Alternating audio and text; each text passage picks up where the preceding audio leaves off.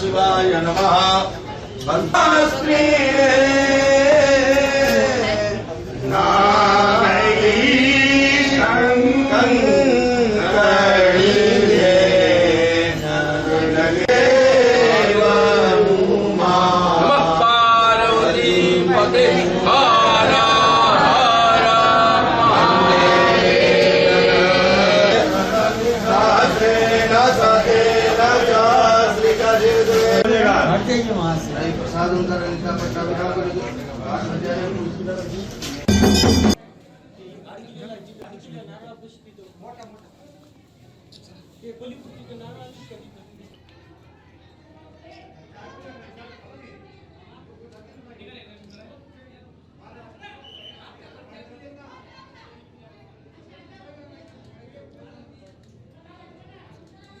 महाशिवरात्रीनिमित्त मी परळी वैद्यनाथाचं दर्शन घेतलेलं आहे आणि खूप प्रसन्न वाटलं। परळी वैद्यनाथाचं दर्शन मी नेहमीच घेते, पण महाशिवरात्रीचं औचित्य आहे।